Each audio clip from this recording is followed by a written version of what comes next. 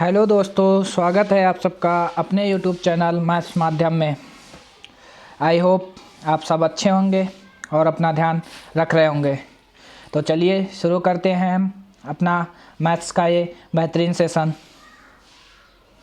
तो पहला क्वेश्चन ये रहा, राम और रमेश की वर्तमान आयु का अनुपात 3:5 है। 7 वर्ष बाद उनकी आयु का अनुपात 4:5 हो जाएगा। रमेश की वर्तमान आयु ज्ञात कीजिए। ठीक है, हम पहले लिख लेते हैं राम एंड रमेश। इनकी वर्तमान आयु का अनुपात जो दे रखा है वो 3:5 दे रखा है। अब बोला गया है कि 7 वर्ष बाद उनकी आयु का अनुपात 4:5 हो जाएगा। ठीक है, तो 4:5, इनका अंतर 1 है और इनका अंतर तुम्हारा 2 है। तो हम नीचे वाले में अंतर सेम करने के लिए 2 से मल्टीप्लाई करेंगे। ये हो जाएगा तुम्हारा 2 से मल्टीप्लाई करेंगे तो ये हमारा निकल के आ जाएगा। ऊपर 1 की मल्टीप्लाई करेंगे अंतर सेम करने के लिए, यानी 3:1, 3:5 और 4 दूनी 8 और 5 दूनी 10। तो 5, इनका 5 का अंतर जो दे रखा है वो 7 दे रखा, 7 वर्ष। ठीक है, तो बोला गया है कि रमेश की वर्तमान आयु याद कीजिए। तो रमेश की वर्तमान आयु जो दे रखी है वो 5 ही दे रखी है। तो 5 यूनिट को लो, हमें पता है 7 हो जाएगी, तो इसकी वर्तमान आयु भी हमारी 7 वर्ष ही हो जाएगी। यही आंसर हो जाएगा, यानी ऑप्शन नंबर सी इसका सही हो जाएगा। चलते हैं अपने अगले क्वेश्चन पर। अगला क्वेश्चन ये कह रहा है, राम ने एक प्लाट को 20% ध्यान पर 4 लाख रुपए में बेचा। 5% लाभ पर प्राप्त करने के लिए उसे प्लाट को किस कीमत पर बेचना चाहिए? तो अगर हमें निकालना है 80% की वैल्यू हमें दे रखी है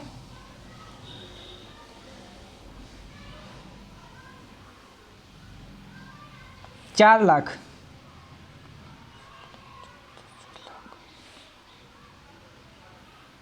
दे रखी है। 1% की वैल्यू हमारी निकल के आ जाएगी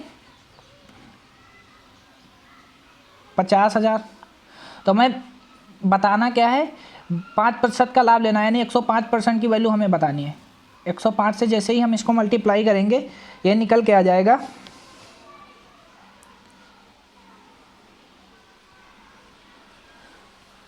5,25,000। सॉरी,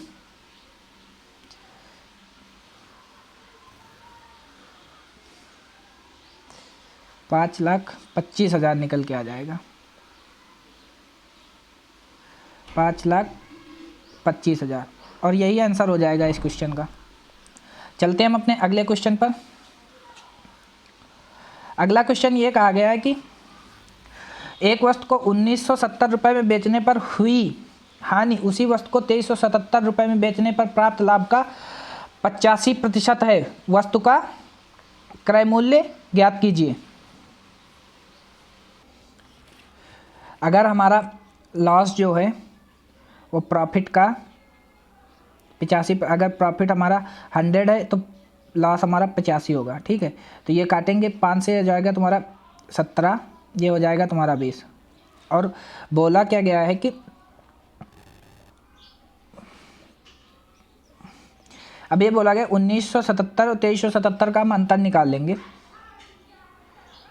2377 और 1970, क्योंकि ये दोनों घट जाएंगे तो ये हो जाएगा तुम्हारा 407 रुपये। तो इन दोनों को जब जोड़ेंगे, ये लास्ट में है, इन दोनों को जब अंतर करेंगे तो ये आ जाएगा तुम्हारा 37%। 37% की वैल्यू हमारी निकल के आ जाएगी 407। 1% की वैल्यू हमारी निकल के आएगी 1% की वैल्यू हमारी निकल के आएगी 11। और 20 की वैल्यू हमें प्रॉफिट निकालना है, यानी 20 की वैल्यू हमारी निकल के आ जाएगी 220 रुपये। अब बोला गया है कि क्रय मूल्य ज्ञात कीजिए। 2377 हमारा विक्रय मूल्य है, तो इससे हम जब 2377 माइनस 220 जब करेंगे तो हमारा निकल के आ जाएगा 751, यानी 2157। ये आंसर हो जाएगा इसका। यानी ऑप्शन नंबर डी सही हो जाएगा। चलते हैं हम अपने अगले क्वेश्चन पर। अगला क्वेश्चन ये कह रहा है कि त्रिभुज ए बी सी में कोण बी ए सी का समद्विभाजक भुजा ए बी सी को डी पर काटता है। तो हम पहले बना लेते हैं त्रिभुज ए बी सी।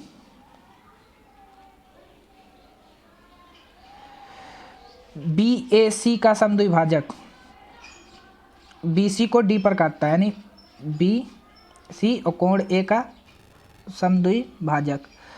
जब एंगल बाइसेक्टर की थ्योरम ये कहती है कि अगर इसका रेशियो ए बी रेशियो, ये तुम्हारा डी हो जाएगा, ए बी रेशियो ए सी बराबर होगा B D ratio D C के। ठीक है, एंगल बाइसेक्टर की थ्योरम ये कहती है अगर ए बी हमारा 10 सेंटीमीटर दे रखा है और ए सी हमारा दे रखा है 14 सेंटीमीटर, तो इसका जो एंगल बाइसेक्टर की थ्योरम ये कहती है कि A B ratio A C is equal to B D ratio D C. अगर ए बी हमारा 10 और 14 दे रखा है तो हमारी बी डी और डी सी निकल के आ जाएगी, सॉरी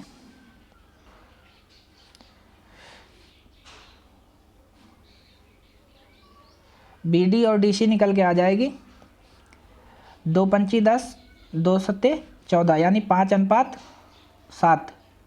अब बोला गया क्वेश्चन में कि बी डी और बी सी का रेशियो ज्ञात कीजिए। अगर बी डी हमारी निकल के आई है 5 सेंटीमीटर और डी सी निकल के आई हमारी 7 सेंटीमीटर, तो हमें बताना क्या है, हमें बताना ये है कि बी डी और बी सी का रेशियो, अगर बी डी हमारी बी डी और बी डी हमारी दे रखी है 5 सेंटीमीटर और बी सी जो हो जाएगी वो B D plus D C दोनों मिला के हो जाएगी, यानी बी डी तुम्हारी 5 दे रखी है, डी सी तुम्हारी 7 दे रखी है, तो 5 + 7 का योग जो हो जाएगा वो 12 हो जाएगा, यानी 5:12 बी डी और बी सी का रेशियो निकल के आ जाएगा, यानी ऑप्शन नंबर ई सही हो जाएगा इस क्वेश्चन का।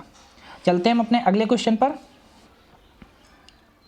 अगला क्वेश्चन है कह रहा है कि नुमन 4/5 समय में गगन से आधा काम करता है। यदि वे एक साथ कार्य को पूरा करने में 16 दिन लेते हैं तो गगन को उस कार्य को पूरा करने में कितना समय लगेगा। अगर नुमन एंड देन गगन,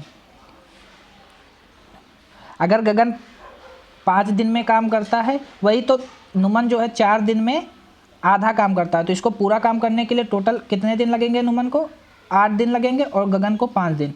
अब बोला गया कि एक कार्य को पूरा करने में 16 दिन लगते हैं, तो इनकी इफ़िशियंसी का रेशियो जो हो जाएगा, ये टाइम का रेशियो है, इफ़िशियंसी जस्ट इसका उल्टा होती है, यानी हो जाएगा 5:8, दोनों की इफ़िशियंसी हमारी 13 हो जाएगी।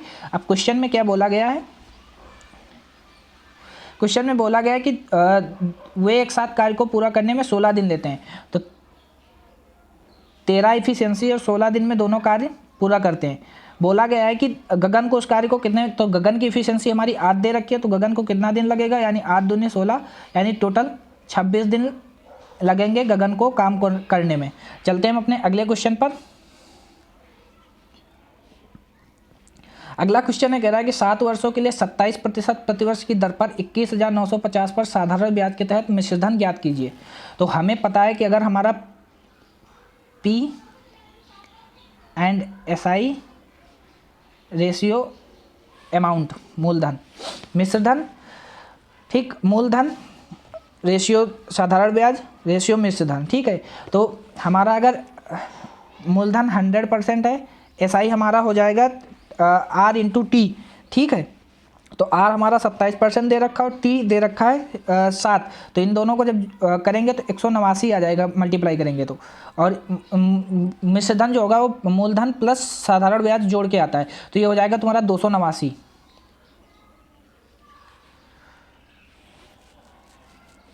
ठीक।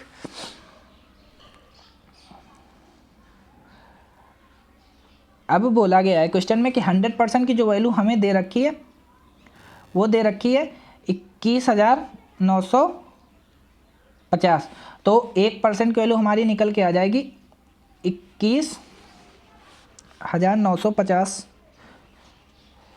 219.5। हमें 289% की वैल्यू निकालनी है, 289 की वैल्यू जो निकल के आएगी वो आएगी 63,435.5।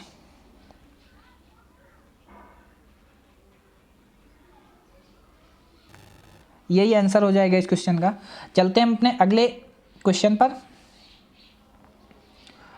अगला क्वेश्चन ये कह रहा है कि गोले का पृष्ठीय क्षेत्रफल ज्ञात कीजिए जिसकी त्रिज्या 112 सेंटीमीटर और पाई की वैल्यू 22/7 रखनी है। ठीक है, तो गोले का जो पृष्ठीय क्षेत्रफल होता है,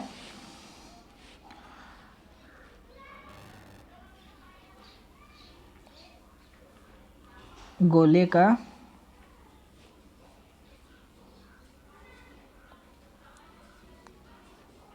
पृष्ठीय क्षेत्रफल होता है 4 पाई आर स्क्वायर।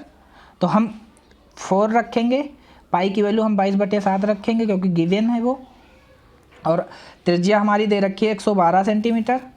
112 इंटू 112, इसको जब काटेंगे तो ये हो जाएगा 16 बार। और जब हम 22 इंटू 4 इंटू 16 इंटू 112 करेंगे तो ये हमारा निकल के आ जाएगा 1576 एंड देन 96। हमें इसमें 11 का मल्टीपल भी देख लेंगे क्योंकि 22 से मल्टीप्लाई हो रहा है और 22 बनता है 11 इंटू 2 से।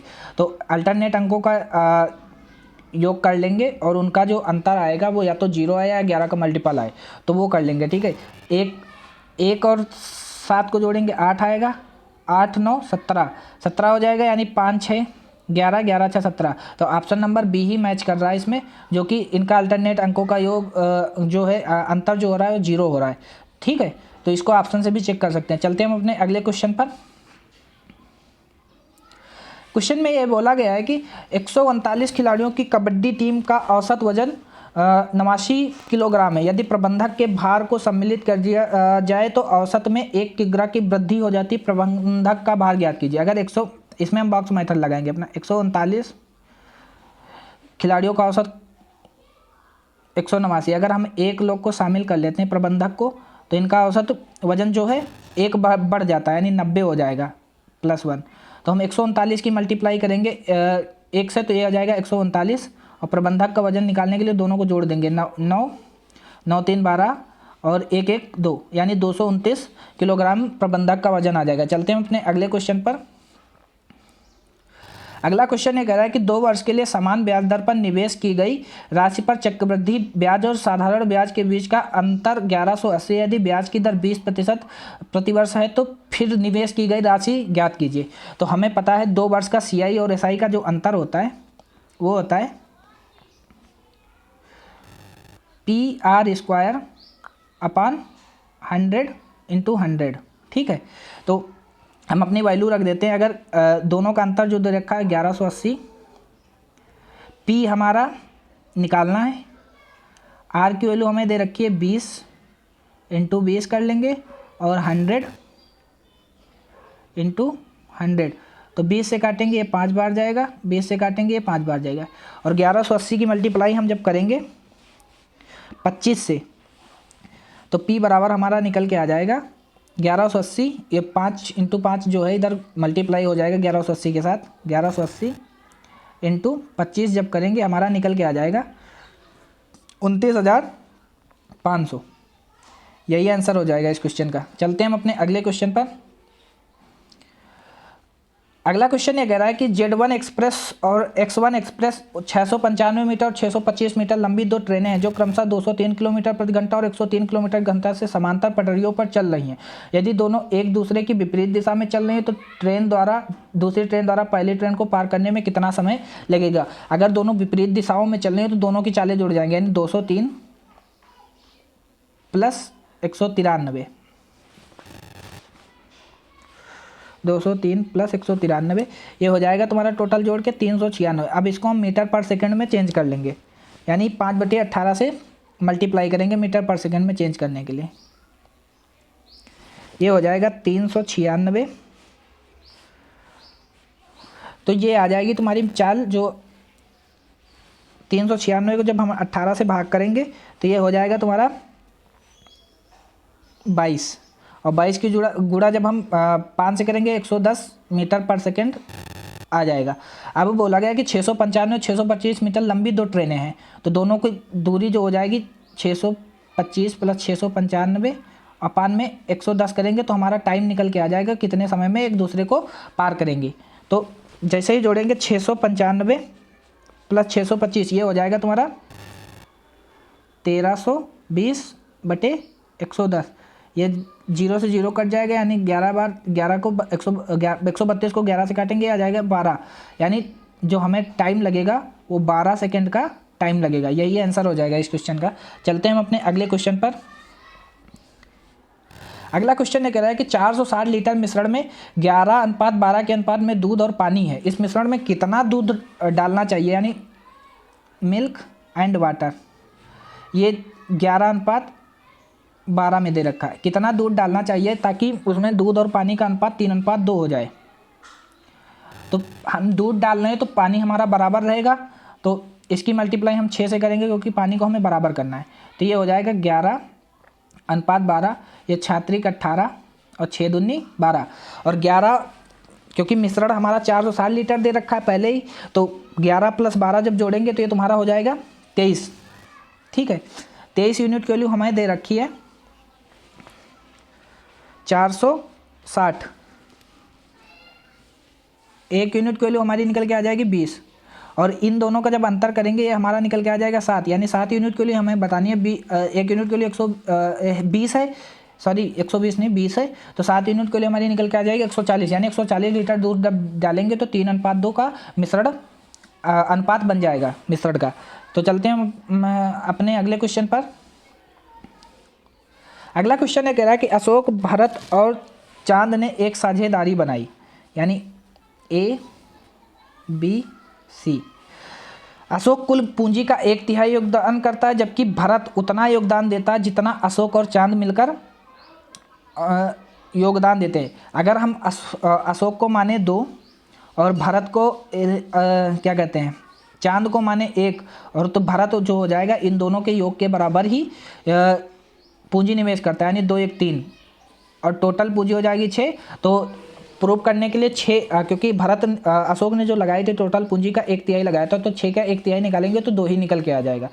तो अब क्वेश्चन में बोला गया है कि टोटल वर्ष के अंत में जो टोटल लाभ दे रखा है वो 6 यूनिट की वैल्यू हमारी दे रखी है 96,000, तो 1 यूनिट की वैल्यू हमारी निकल के आ जाएगी 16,000। क्वेश्चन में बोला गया है कि चांद को कितना धन प्राप्त है, तो चांद की जो वैल्यू दे रखी है वो 1 ही दे रखी है, तो 1 ही यूनिट की वैल्यू हमें निकालनी थी, 16,000 निकल के आ जाएगा, यही आंसर हो जाएगा। चलते हैं हम अपने अगले क्वेश्चन पर।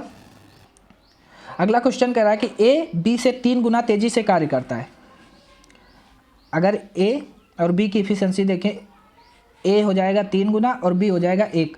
यदि B 280 दिनों में अकेले किसी कार्य को पूरा कर सकता है तो उन दिनों की संख्या ज्ञात कीजिए जिनमें A और B मिलकर दोनों काम कर सकते हैं। अगर टोटल वर्क हमारा निकल कर जाएगा, क्योंकि B उस कार्य को 280 दिन में करता है, यानी 280 × A करेंगे। अब वो बोला गया कि दोनों मिलकर जब काम करते हैं तो कितने दिन में काम हो जाएगा, यानी दोनों की एफिशिएंसी 4 है, तो 4 से जब 280 को भाग करेंगे तो 70 निकल के आ जाएगा, यानी 70 दिन टोटल हो जाएगा जो दोनों काम करेंगे। ठीक है, चलते हैं हम अपने अगले क्वेश्चन पर। अगला क्वेश्चन ये कह रहा है कि 15,245 में अनुगामी शून्यों की संख्या ज्ञात कीजिए, यानी फैक्टोरियल 15,245 फैक्टोरियल में अनुगामी शून्यों की संख्या, मतलब नंबर ऑफ जीरोज़ बताने हैं हमें। तो नंबर ऑफ जीरोज़ बनने के लिए जो होता है कि 5 × 2 का मल्टीप्लाई होना जरूरी है, क्योंकि तभी एक जीरो बनता है। तो इसमें हम देखेंगे अगर 2 से डिवाइड करेंगे इसको तो 2 की पावर ज़्यादा हो जाएंगी, तो 5 से डिवाइड करेंगे क्योंकि 5 की पावर कम होंगी। तो 15,245 फैक्टोरियल को जब हम 5 से डिवाइड करेंगे तो ये हो जाएगा 5 × 3 = 15, ठीक, और 0 जब लगाएंगे 5 × 4 = 20 और 5 × 9 = 45। फिर से 5 से भाग करेंगे इसको, 5 × 6 = 30 और 5 × 9 = 45। फिर से 5 से भाग करेंगे इसको, ये हो जाएगा तुम्हारा 12 और 5 × 1 = 5। फिर से 5 से भाग करेंगे, ये हो जाएगा तुम्हारा 5 × 1 = 5 दूनी 10 और बचा 2, 5 × 4 = 20। फिर से 5 से भाग करेंगे इसको, ये चला जाएगा 5 4 बार में, 5 चौके 20। अब क्या करेंगे, शून्यों की संख्या निकालने के लिए तीनों को जितना भी ये दे रखा है तुम्हारा भागफल दे रखा है इसको हम जोड़ लेंगे। तो 3049, 609, 121, 24 एंड देन 4 सबको जोड़ेंगे तो हमारा निकल के आ जाएगा 9 9 18, 18 4 22, 4 26, 1 27। ठीक, और 27 के हासिल लगे 2, 4 2 6 2 8, 8 2 10, हासिल लगा 1, 6 1 7, 1 8। ठीक है, 8 और 3। ठीक, तो ये निकल के आ जाएगा 3807, यानी ऑप्शन नंबर सी सही हो जाएगा। तो गाइस सेशन कैसा लगा कमेंट करके ज़रूर बताइएगा और क्लास को शेयर करिएगा। तो मिलते हैं हम कल इसी टाइम पे आप सबको। आई होप आप सबको सेशन बहुत ही अच्छा लगा होगा। तो thank you so much, I love you and bye bye, take care.